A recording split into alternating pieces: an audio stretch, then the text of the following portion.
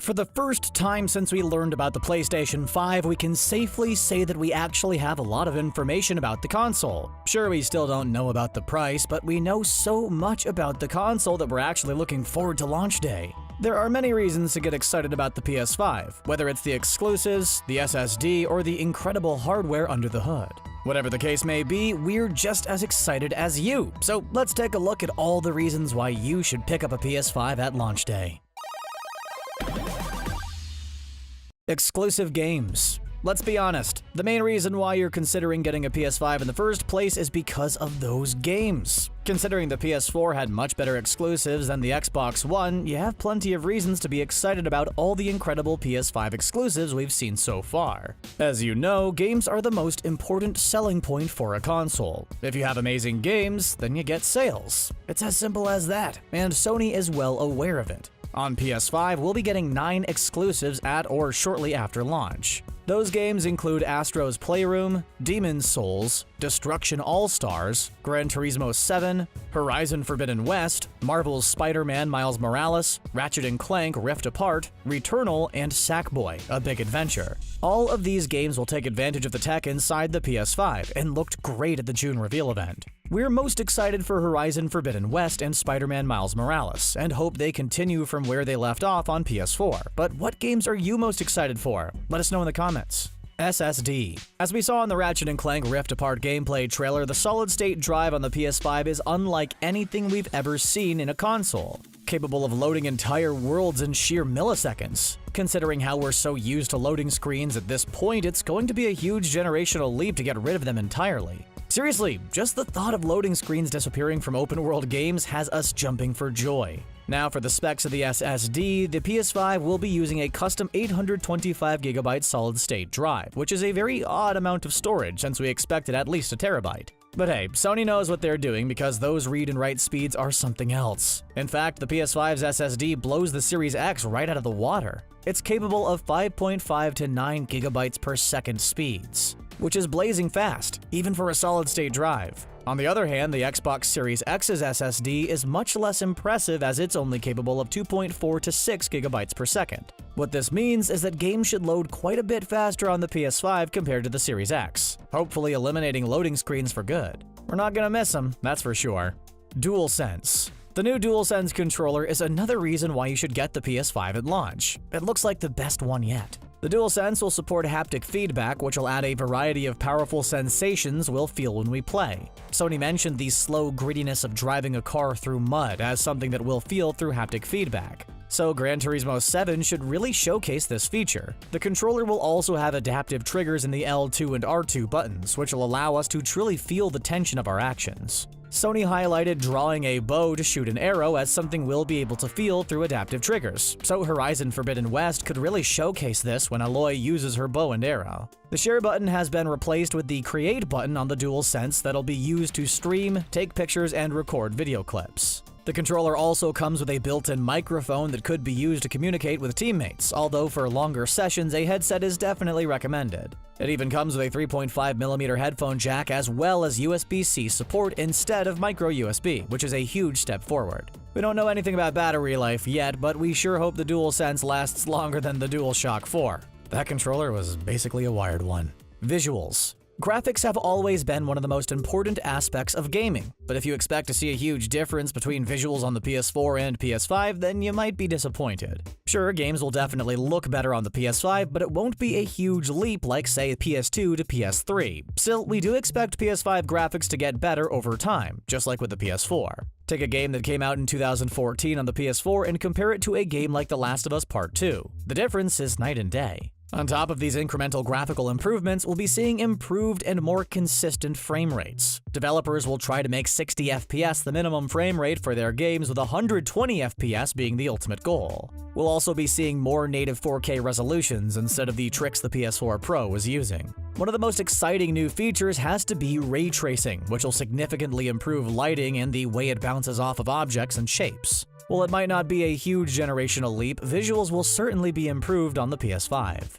Digital Edition. Sony surprised everyone at the June reveal event when they announced that not one but two PS5 consoles would be released during the holiday season of 2020. The standard PS5 with a Blu-ray disc drive and the PS5 Digital Edition. Unlike Microsoft's Xbox Series X that at this moment only has one option with a disc drive, Sony decided to give gamers who buy all their games digitally an option as well. Not only does the Digital Edition look more symmetrical than the standard PS5, which is a big deal for those with OCD, it'll also be less expensive, which is huge for gamers on a budget. Now, since we don't know the price of the PS5 yet, it's all just rumors right now, but the PS5 Digital Edition may only be $50 cheaper than the standard PS5, which is pretty disappointing actually. If it was $100 cheaper, that's a really good deal, but $50 isn't a whole lot of money saved. Whatever the case may be, we're just happy we have options when it comes to the PS5. 3D audio. A feature that may have flown a bit under the radar is 3D audio. Despite the PS4 having amazing audio already, it was far from perfect according to Sony. They believe the engine in the PS3 worked much better, so they tried to make one more similar to that in the PS5. They could have gone with Dolby Atmos, but decided to make their own 3D audio engine called Tempest 3D Audio Tech, so they could focus on creating excellent audio for all the different setups players use, including TV speakers, headphones, a soundbar, surround sound, and more. 3D audio is mainly going to help players with locality. There'll be 5 different tuning options available with the console at launch. Picking the best one for your own unique hearing situation will make it easier to track exactly where sound is coming from, instead of just knowing its general direction. In fact, the sound is supposedly going to be so realistic that you may think it's actually coming from the real world, which is kinda trippy, but we're down to get fully immersed in next-gen gaming. Expandable storage. We touched a little bit on PS5 storage already, but let's take a more in-depth look at all the storage options we have with the console. Of course, you have the 825GB solid-state drive that comes with the console, well, that's a given, but you also have a good amount of expandable storage options. Yes, even though the console comes with a solid-state drive, you can plug an external hard drive into the console. Of course, it could only be used for PS4 games, but it's an option for you if you don't want to re-download all your PS4 games onto your PlayStation 5's SSD. The console will also come with a built-in expansion bay for an additional solid-state drive. Now, you can't just grab any solid-state drive on the market and install it in your PS5. It's not going to work like that. The PS5 will only be compatible with certain M.2 SSDs, and Sony will eventually release a list of which ones are compatible with the console. Storage is one of the areas where the Series X has Sony beat with its 1TB solid-state drive, but this expansion bay makes that difference a much smaller deal. Improved CPU and GPU. Of course, all those improvements wouldn't be possible without the incredibly powerful CPU and GPU in the PS5. The hardware inside the PS4 was far from impressive and became outdated fairly early in the console's lifecycle. On the other hand, the hardware inside the PS5 is a huge step up, and is more similar to a gaming PC than the PS4 ever was. As for the specs of the CPU and GPU, the PS5 will feature a custom 8-core AMD Zen 2 CPU, clocked at a variable frequency, and a custom GPU based on AMD's RDNA 2 architecture capable of producing 10.28 teraflops, clocked at a variable frequency. Virtual reality. Okay, it might be a bit odd to bring up virtual reality since Sony hasn't said a peep about it in what feels like forever, but it's still worth mentioning. While the PSVR 2 headset may not be launching alongside the PS5, if you're into VR, it's never really too early to get prepared. And you could do that by getting the PlayStation 5 at launch. By doing just that, when PSVR 2 does eventually come out, you'll already have a PS5, so you'll be ready to go. Plus, it's going to be compatible with the first-generation PSVR anyway, so you could still use that headset if need be. Head start on next-gen. While most of our entries have focused on specific PS5 features, honestly, isn't it just awesome to get a new console on day one so you're ahead of the pack and getting that next-gen experience as soon as possible? We certainly think so. The PS5's features are incredible, and we live in the generation of instant gratification, so who the heck has the patience to twiddle their thumbs and wait for the right time when you could buy a PS5 immediately at launch?